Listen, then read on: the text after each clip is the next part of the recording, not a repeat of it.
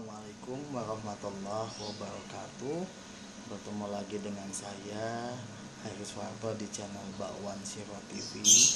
Pada hari ini saya akan mencoba berbagi ilmu kepada kalian semua mengenai model atau mekanika kuantum yang telah saya berikan di Smart System SMAN 1 Kota Tangsel minggu lalu.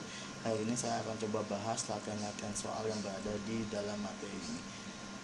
Jangan di skip, silakan disimak sebaik mungkin dari awal sampai dengan habis, karena nanti di akhir video ini akan saya berikan link supaya kalian download game yang telah saya buat terkait dengan materi perkembangan atom sampai dengan konfigurasi elektron.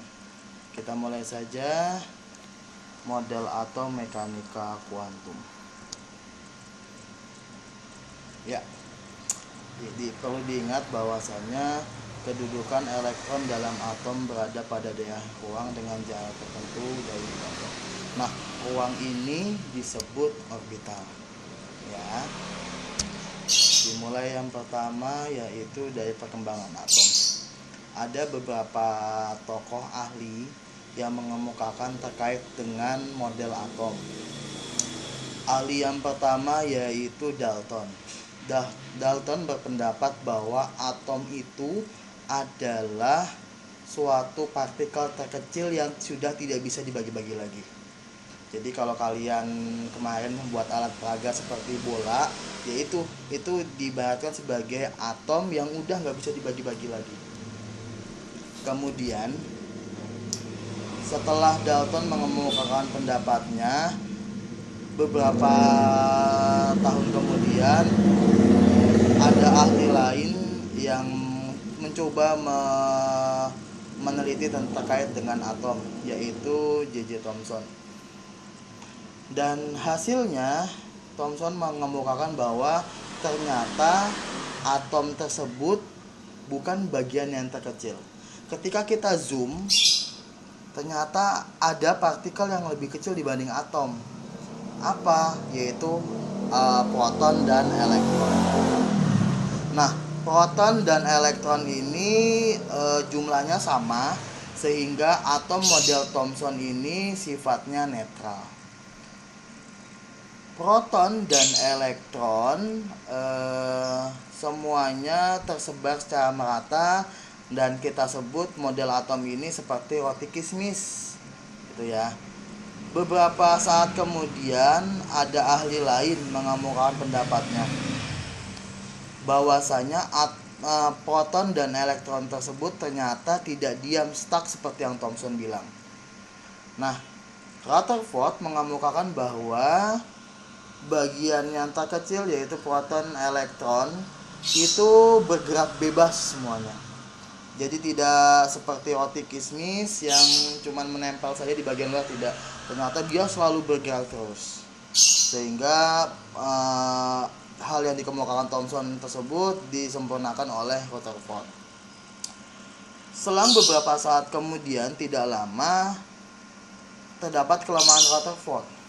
Bahwasannya kalau kita analisis lebih jauh, ketika proton dan elektron tersebut bergerak bebas, ada kalanya pasti elektron-elektron tersebut akan jatuh ke inti atom dan akan terjadi sebuah ledakan dan lain-lain. Tetapi ternyata sampai dengan saat ini kok dia tidak bisa jatuh ke inti atom. Kenapa? Nah, hal tersebut dibahas oleh Niels Bohr. Kenapa bisa elektronnya tidak jatuh ke inti atom? Karena elektron itu bergerak mempunyai lintasannya masing-masing, sehingga hal yang dikemukakan oleh Rutherford ini disempurnakan oleh Niels Bohr, bahwa setiap elektron mempunyai lintasan tertentu untuk bergerak, sehingga dia tidak bisa jatuh ke dalam inti atom. Nah, Niels Bohr ini sudah cukup lengkap semuanya mengemukakan tentang atom, tetapi dikemukakan lagi oleh teori mekanika kuantum, yaitu dia bisa mengukur berapa gelombangnya berada di manakah elektron-elektron tersebut, nanti kita akan bahas di model atom mekanika kuantum. Oke, lanjut. Dalam model atom mekanika kuantum terdapat bilangan kuantum. Apa sih bilangan kuantum? Bilangan kuantum menyatakan kedudukan atau letak elektron. Jadi kita bisa memprediksi elektronnya itu letaknya ada di mana, gitu ya. Nah, syaratnya apa? Ada 4 cara. Ada 4 bilangan kuantum. Ada kuantum utama, bilangan kuantum azimut, bilangan kuantum magnetik, dan spin. Nah, nanti ke depannya saya tidak mau panjang lebar. Untuk bilangan kuantum utama nanti akan saya singkat dengan huruf N, azimut dengan huruf L, magnetik dengan M, dan kuantum dengan S. Jadi nanti akan saya bilang N, L, M, S. Maksudnya apa N? N berarti bilangan kuantum utama. L berarti bilangan kuantum azimut. Begitu juga dengan M, bilangan kuantum magnetik, dan S yaitu bilangan kuantum spin. Bilangan kuantum N atau yang utama itu menyatakan kulit tempat elektron itu ada.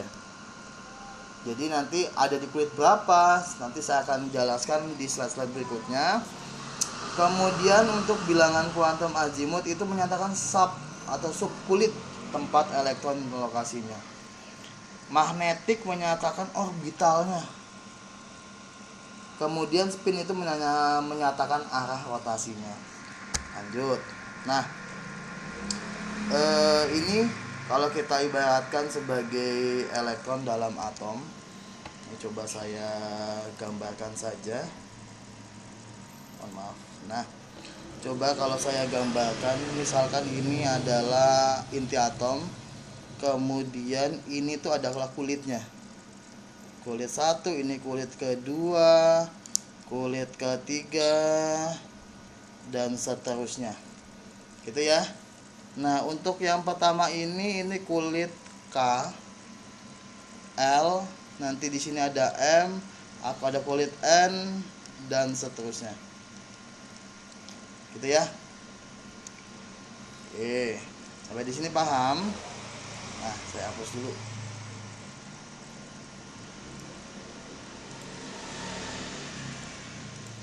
Oke.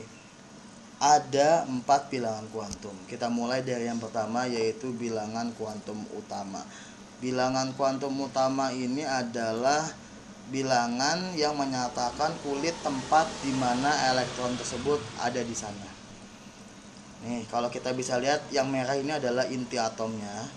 Kemudian garis putihnya ini adalah lintasan-lintasannya atau kulit-kulitnya.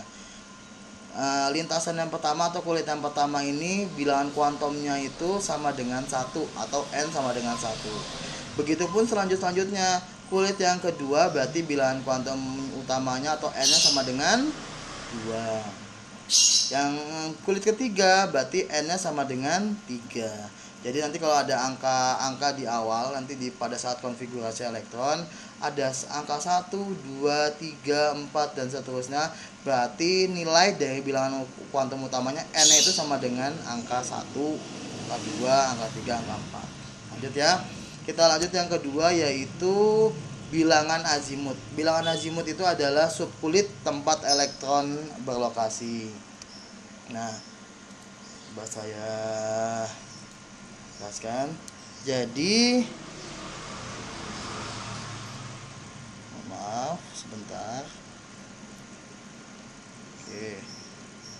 Nah, untuk bilangan azimut ini kita harus mengenal dulu ada istilah S, P, D, dan juga F. Gitu ya. S ini ingat bernilai angka 0, P bernilai angka 1, D bernilai angka 2, F bernilai angka 3. Ini kata kuncinya paling gampang banget saya. Jadi nanti ketika kalian menemukan ada konfigurasi elektron di bagian akhirnya misalkan ada 1s2. Nah, saya mau tanya nanti berapa sih N-nya atau bilangan kuantum utamanya? berapa sih bilangan kuantum azimutnya atau L-nya. Nah, N ini berasal dari mana sih? Ini kita ambil dari sini. Ada angka yang pertama, angka 1. 1 ini menunjukkan jumlah kulitnya. Dia berada di kulit yang pertama, maka bilangan kuantum utamanya sama dengan 1. Langsung aja ditulis. Kalau di sini 1, berarti bilangan kuantumnya sama dengan 1. Lalu bagaimana dengan bilangan kuantum azimut atau subkulitnya? Ini yang saya tanyain dengan huruf L. Kita lihat dari hurufnya. Di sini di tengah-tengah ada hurufnya. Nih, saya bundarin saja. Ini ada huruf S. S itu tadi nilainya berapa, Nak? Nih, S itu adalah 0. Maka silakan kalian tulis dengan angka 0. Nanti saya akan menjelaskan lebih lanjut mengenai bilangan kuantum yang ketiga, yaitu magnetik dan juga spin. Oke. Saya kasih contoh lagi. Misalkan ada 2P6. Nah, ingat ya, angka 2 di sini, angka 6 di sini itu bukan kuadrat.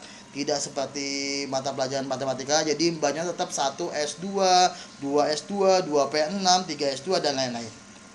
Nah, untuk membedakan antara ini yang angka di sebelah sini dengan yang sebelah kanan, yang di sebelah kanan itu seperti kuadrat tapi bukan bilangan pangkat ya. Jadi angkanya tetap berada di kayak seperti bilangan pangkat. Lanjut saja. Saya mau tanya, berapa sih nilai N-nya atau bilangan kuantum utamanya? Gampang, langsung aja. Silakan kalian ambil dari angka ini. Angkanya berapa? 2, berarti N sama dengan 2. Gitu ya. Nah, saya mau tanya, berapa sih bilangan kuantum azimutnya? Azimut dapat dari mana, Nak? Lagi-lagi kita lihat dari hurufnya. Ini huruf apa, Nak? P. P berarti nilainya 1. Langsung aja tulis 1. Paham sampai di sini? Kalau seandainya saya punya 3 D10, berapa sih bilangan kuantumnya atau N-nya, bilangan kuantum utamanya? 3. Dapat dari mana Pak 3 ini? Di sini 3. Langsung aja dimasukkan ke dalam ini N. Kemudian azimutnya atau L-nya berapa? Lihat. Ini huruf apa? Huruf D. Huruf D itu nilainya berapa? 2. Masukin angka 2. Kemudian kalau saya punya 4F14 10 lah. Berapa kuantum utamanya? Bilangan kuantum utamanya berarti nilainya adalah berapa, Nak? 4. Oke. Bilangan kuantum azimutnya, lihat ini F ya. Maaf, ini F. F itu nilainya berapa? 3. Sampai di sini paham? Oke, lanjut. Yang ketiga, sekarang ada yang namanya bilangan kuantum magnetik. Apa sih magnetik? Nah, bilangan kuantum magnetik itu menyatakan orbital tempat elektron berlokasi. Tolong dipahami, saya akan coba menjelaskan secara singkat. Nah, tadi kita sudah tahu, Nak, ini ada S, P, D, dan F. Nah, jangan sampai lupa untuk bilangan kuantum azimut yang tadi, nilai S adalah 0, P adalah 1, D 2, F sama dengan 3. Jadi S, P, D, F 0, 1, 2, 3. Sekarang ini masih digunakan S, P, D, F untuk dibilangan kuantum magnetik. Tadi saya sudah membahas mengenai ada orbital. Nah, kita akan coba menggambarkan orbital itu apa sih? Orbital itu adalah ruang kebolehjadian ditemukannya elektron. Itu namanya orbital. Untuk S, dia punya, ini saya anggap orbital ini bentuknya kotak ya, Nak. Ini ruangannya. S itu cuma punya satu kotak. Ya. Kalau P punya berapa? Punya 3 kotak. 1, 2, 3. D punya berapa? Punya 5 kotak. semuanya jumlahnya ganjil. 1, 2, 3, 4, 5. F berarti dia punya berapa kotak atau berapa orbital? 7. 1, 2, 3, 4, 5, 6, 7. Ya, paham ya? Nah, setiap kotak ini anggap aja ruang atau rumah lah. Pasti namanya rumah itu kan ada nomor-nomor rumahnya kan ya. Karena ini cuma rumah satu-satunya, kita kasih nomornya 0. Di atasnya, bagian atas. Nah, ini ada 3. Seperti matematika saja. Kita ambil yang tengahnya dulu. 0-nya ada di paling tengah. Yang sebelah kiri nilainya berapa? -1. Sebelah kanan plus 1. Saya ganti warnanya dulu. Ya. Nah, ini ada berapa orbital? Ada 5 orbital. Kita cari tengah-tengahnya dulu. Berarti di sini. Di sini nomornya adalah 0. Ya. Sebelah kiri 0 berapa? Berarti sini -1. Sebelah kiri -1 minus 2. Sebelah kanannya 0 berapa? Plus 1. Sebelah kanan plus 1 plus 2. Oke, yang F punya berapa orbital? 7. Tengah-tengahnya kita kasih angka 0. Sama sebelah kirinya berarti -1, -2, -3. Plus 1, plus 2, plus 3. Nah, for your information, bahwasanya setiap orbital atau satu kotak ini cuman boleh maksimal ditempati oleh 2 buah elektron. Jadi kalau orbital S kan dia punya berapa kotak? 1 kotak. Berarti kalau maksimal setiap kotak itu 1, berarti S itu punya berapa elektron di dalamnya? 2.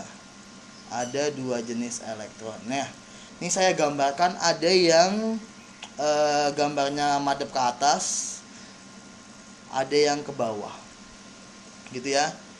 Nah, kalau P dia punya orbital sebanyak 3 kotak atau 3 orbital, berarti maksimal elektron yang bisa menempati subkulit P berapa, nak?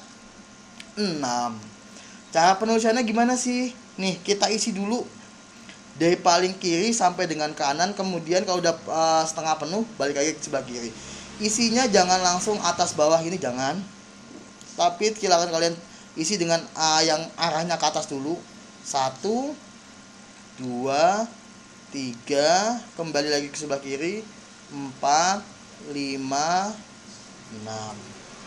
Untuk subkulit D punya berapa kotak? 5. 1, 2, 3, 4, 5. Gitu ya. Sehingga elektron maksimalnya ada 10. 1, 2, 3, 4, 5, 6, 7, 8, 9, 10. Kemudian untuk subkulit yang F itu punya sebanyak 7 orbital. 7 orbital berarti setiap ruangnya kalau maksimal adalah 2 elektron, 5, 6, 7, sehingga maksimal elektron dalam orbital F adalah 14. Cara penulisannya seperti apa? Jadi diisi dulu di bagian kiri. 1, 2, 3, 4, 5, 6, 7, 8, 9, 10, 11, 12, 13, 14. Paham ya, nak? Nah, seperti yang tadi saya bilang, bahwasanya setiap orbital itu punya angka-angkanya. Ini karena S cuma punya 1 kotak, nilainya kan 0 ya di atasnya yang tadi ya. Kemudian kalau P punya 3 orbital, kita tulis angka 0-nya di tengah. Sebelah kiri 0 angka berapa? -1. minus 1. Sebelah kanan 0 adalah plus 1. Gitu ya. Begitu juga dengan yang subkulit D. Kita cari tengah-tengahnya dulu. Kita kasih angka 0. Kemudian sebelah kiri 0 berarti minus 1. Sebelah kiri minus 1 minus 2. Sebelah kanan 0 adalah plus 1 dan plus 2. Untuk yang orbital subkulit F sama, ini 0, minus 1, minus 2, minus 3, plus 1, plus 2, plus 3. Nah, caranya seperti apa ya? Coba kita masukkan ke dalam contoh soal lagi. Yang paling gampang dulu, seandainya tadi soalnya kita lanjutkan 1S2. Berapakah nilai N atau bilangan kuantum utamanya? Bilangan kuantum utama tadi kita bisa ambil dari kulitnya. Ini kulit ke 1, berarti kuantum utamanya nilainya 1. Untuk bilangan azimut atau yang L, kita ambil dari nih. Dia terletak di subkulit S. S nilainya berapa? 0. Masuk ke bilangan kuantum yang ketiga, yaitu bilangan kuantum magnetik. Bilangan kuantum magnetik ini kita lihat dari nih angka di bagian kanannya. Angka di bagian kanannya ini menunjukkan banyaknya elektron. Dia ada berapa sih? Ada 2. Kita gambarkan dulu nih, karena dia terletak di subkulit S, maka S itu memiliki berapa orbital? 1 atau cuma 1 kotak gitu kan ya. Isinya ada berapa nih? Ini tuh yang saya bunderin ini adalah isi elektronnya. Isinya ada berapa? Ada 2. Berarti 1 ke atas dan 1 ke bawah. Seperti yang tadi saya bilang, bahwasannya di atas orbital tadi pasti ada nomor-nomornya, ada angka-angkanya ya. Karena ini cuman punya kotaknya cuman 1, sehingga nilainya berapa ini? 0. Maka masukkan di M sama dengan 0. Gitu ya. Kalau kita coba contoh soal yang lain, misalkan saya punya 2P6. Berarti N-nya atau bilangan kuantum utamanya sama dengan 2. Kemudian azimutnya itu sama dengan subkulit P. P nilainya 1. Oke, pindah.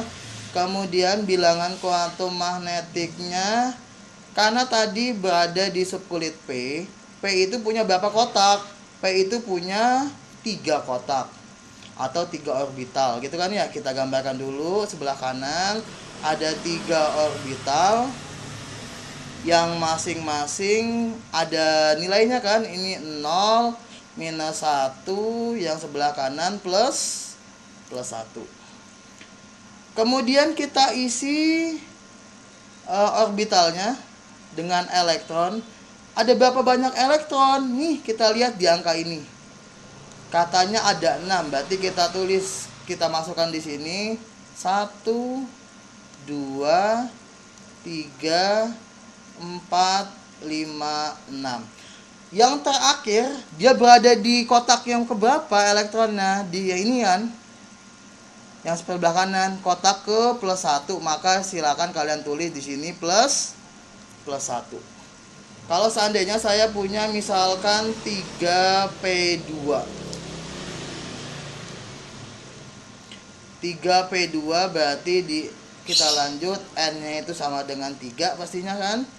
Kemudian azimutnya itu 1. Magnetiknya itu nih sama, kita bikin 3 kotak. 0, minus 1, plus 1.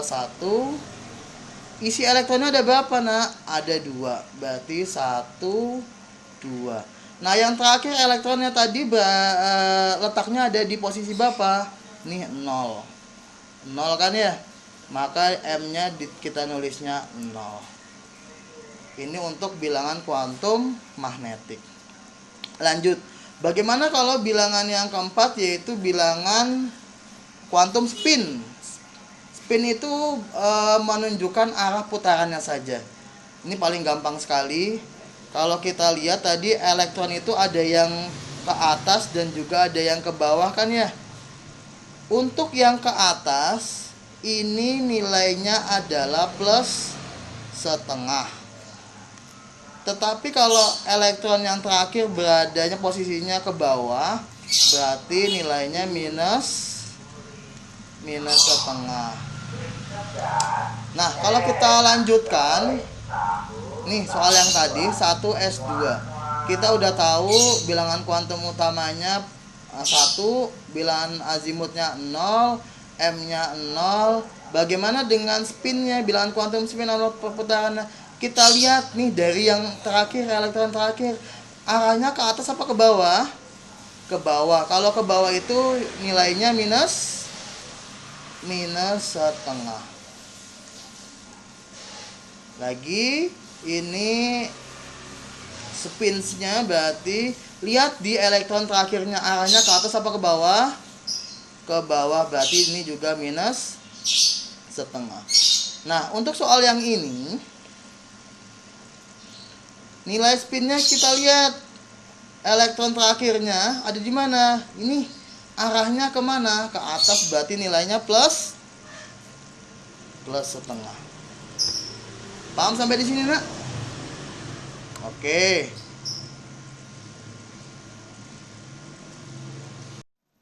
Ya, kita mulai lagi. Ini yang terakhir, yaitu konfigurasi elektron. Apa sih konfigurasi elektron? Konfigurasi itu adalah susunan. Jadi susunan elektron-elektron. Ada caranya, ada 3 aturan. Yang pertama aturan Aufbau, kemudian ada aturan dari Hahn, dan asas larangan Pauli. Nanti saya akan jelaskan. Untuk aturan Aufbau itu penempatan elektronnya dimulai dari subkulit yang tingkat energinya paling rendah sampai dengan yang paling tinggi.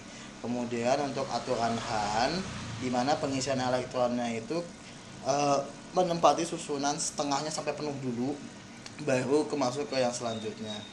Itu akan jauh lebih stabil. Nah, sedangkan asas larangan Pauli itu adalah tidak boleh ada 2 buah elektron yang memiliki keempat bilangan kuantum yang sama semuanya. Jadi untuk larangan Pauli itu dalam satu orbital ini arahnya harus berlainan, gitu ya. Diisi sampai penuh dulu, kemudian baru yang selanjutnya arahnya berlainan.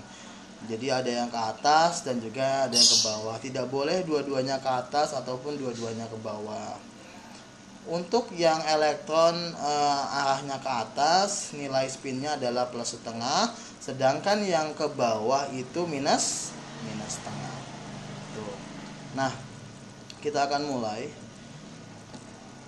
Untuk konfigurasi elektron kita belajar dari asas larangan yang pertama dulu, yaitu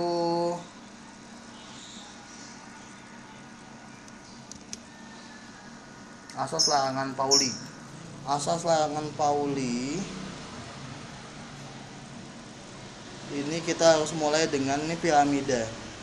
Ini 1S, 2S, 2P, 3S, 3P, 3D, 4S, 4P, 4D, 5S, 5D, 5, maaf salah.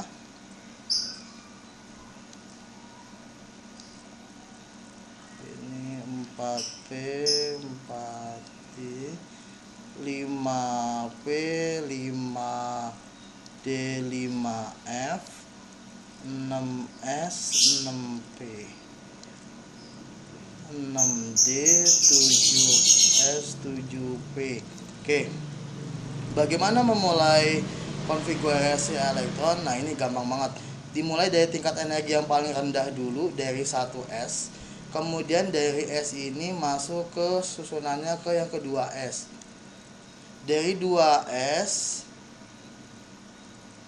ke 2P, 2P lanjut ke 3S, 3S ke 3P, dan terus sampai ke 4S selanjutnya seperti ini. Itu ya nak. Nah, terus sampai selesai semuanya. Jadi kita dimulai dari 1S, kemudian ada 2S, mana lagi, ke 2P, ke 3S, dari 3S ke 3P, ke 4S, dan seterusnya. Oke. Nah, ingat, untuk subkulit S, saya nulis sini, S itu maksimal elektron adalah berapa? Karena orbitalnya cuma punya satu kotak kan ya. Satu kotak maksimalnya 2, jadi dia maksimal berisi 2 elektron. Untuk subkulit P, karena dia punya berapa kotak? 3 kotak atau 3 orbital. 3 dikali 2 berarti dia memiliki maksimal 6 elektron. Untuk subkulit D, karena dia punya 5 kotak, berarti dia memiliki maksimal 10 elektron. Dan untuk subkulit F, maksimal adalah 14 elektron. Oke. Contoh, misalkan kita masuk ke dalam contoh soal yang tugas kemarin saja kita bahas bersama-sama. Nah, tentukan keempat bilangan kuantum elektron terakhir dari atom yang A 15P, B 25Mn, dan C 27Co. Oke, kita mulai. Kita harus menentukan keempat bilangan kuantum dari atom fosfor atau P yang nomor atomnya adalah 15. Jadi angka ini itu adalah menunjukkan nomor atom. Caranya seperti apa? Oke, ini susunan konfigurasi elektronnya seperti ini. Dimulai dari mana dulu? Dari 1S. Karena subkulit S itu memiliki maksimal 2, jadi yang pertama kita tulis di sini 1S2.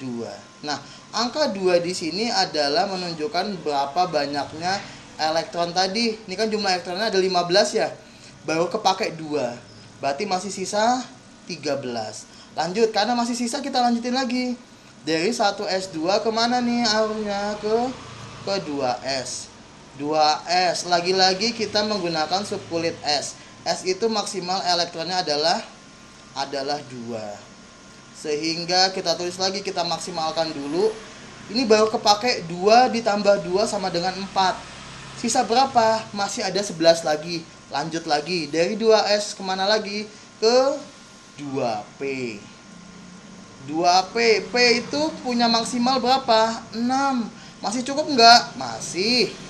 Nih kita maksimalin. 2 ditambah 2 sama dengan 4. 4 ditambah 6 sama dengan 10. Masih sisa berapa nak? Masih 15. Kita lanjutin lagi. Ke subkulitnya 3S maksimalnya adalah 2. Baru 12 kan ya? 4 ditambah 2 tambah 2 4. 4 tambah 6 10. 10 tambah 2 masih 12. Masih ada 3 lagi. Kita lanjut lagi. Dari 3S kemana? Ke 3P. Nah, P ini, subkulit P ini maksimal berapa tadi? 6 elektron. Sedangkan sisanya di sini adalah, masukin sisanya aja 3. Untuk mengecek sama nggak sih elektron ini 15 sama yang kita susunan konfigurasi elektronnya, kita jumlahkan saja yang bagian atas. 2 ditambah 2 itu 4. 4 ditambah 6 sama dengan 10. 10 tambah 2 12 dan ditambah 3 15. Sama kan ya? Oke. Yang ditanya bukan sampai di situ saja. Sedangkan yang ditanyakan adalah tentukan keempat bilangan kuantum tadi. Ada bilangan kuantum utama atau N, kemudian bilangan kuantum azimut L, bilangan kuantum magnetik M, dan juga bilangan kuantum spin NLMS. Oke. Nah, bagaimana menentukan keempat bilangan kuantum ini? kita tinjau saja dari nih konfigurasi elektron yang bagian terluar atau yang terakhir saja. Kita bunderin dengan warna merah ini. Sehingga jawabannya kita ambil. N tadi adalah menunjukkan kulit. Kulitnya mana? Nih, angka 3 ini kita masukin saja langsung 3. Oke. Lanjut. Untuk bilangan kuantum magnetik atau L, dia kita tinjau dari sini. Ini hurufnya apa? P. P itu nilainya berapa? 1. Oke. Sekarang kita bilangan kuantum magnetik. Oke. Karena tadi P ini berada di subkulit P. P ini memiliki beberapa ruang orbital kan ya? Ada berapa? Ada 3. Oke, ada 3. Ini nilainya 0, minus 1, dan plus 1. Ada berapa banyaknya elektron di terluar? Yaitu 3. Berarti kita gambarkan 1, 2, 3. Ya. Nah, yang terakhir berada di kotak angka berapa sih? Ini kotak yang ini kan ya, yang paling terluar ya. Berapa nomornya? Plus 1. Sekarang kita tinjau lagi nih yang saya lingkari warna biru. Ini elektronnya arahnya ke atas apa ke bawah? Ke atas. Kalau ke atas nilainya adalah plus setengah. Jadi untuk nomor 1A jawabannya adalah bilangan kuantum utamanya 3, yang magnetik yang azimut nilainya 1, magnetik plus 1, dan spinnya adalah plus setengah. Lagi, kalau seandainya yang nomor 1B, 1B itu 25 mN. Oke. Kita bikin konfigurasi elektronnya dulu karena ada 25 elektron nih di sini. Kita mulai dari yang paling tingkat energinya rendah dulu. 1s2, 2s2, 2p6, 3s2, 3p6, 4s2. Masih bisa? Masih. 3d5. Dah. Kemudian kita tinjau untuk menentukan berapa sih banyaknya N, L, M, S-nya. Ditinjau dari yang paling luar saja. Yang paling luar yang saya lingkari yaitu 3D, 3D5. Sehingga nilai bilangan kuantumnya itu, bilangan kuantum utamanya nilai berapa? 3 nih, udah ada. Langsung diambil saja. 3L. Ini berada di subkulit D. D nilainya berapa? 2. Masukin 2. Oke. Kemudian yang magnetik karena dia berada di subkulit D. D itu memiliki 5 buah orbital. Nih 1, 2, 3, 4, 5. Di mana setiap orbital ada nilainya. Ini 0, minus 1, minus 2, plus 1, dan plus 2. Oke. Ada berapa elektron di subkulit D? Ada 5 nih yang saya warnain hijau. Kita masukkan elektronnya 1, 2, 3, 4, 5. Oke. Nah, elektron yang terakhir berada di orbital yang mana sih ini? Ini ya, yang terakhir ya. Plus 2 nilainya. Arahnya ke atas apa ke bawah? Karena dia ke atas, sehingga nilainya adalah plus setengah. Seperti itu. Gitu ya. Bisa ya semua ya. Untuk 1C soalnya 27 CO. Kalau tidak salah jawabannya N-nya itu 3, L-nya adalah 2, M-nya minus 1, dan S-nya minus setengah. Nah, gimana bisa seperti ini? Silakan kalian cari sendiri gitu ya. Ini jawabannya. Untuk 1C jawabannya ini 1B, ini 1A. Ya. Pak, bagaimana sih untuk jawaban soal dari nomor 2? Nomor 2 itu soalnya, sebentar saya cek dulu. Tentukan konfigurasi elektronnya, letak atom tersebut dalam sistem periodik dan nomor atomnya. Gampang. Atomnya apa sih yang nomor 2? Ini sama. Nih. Jawabannya adalah 27CO.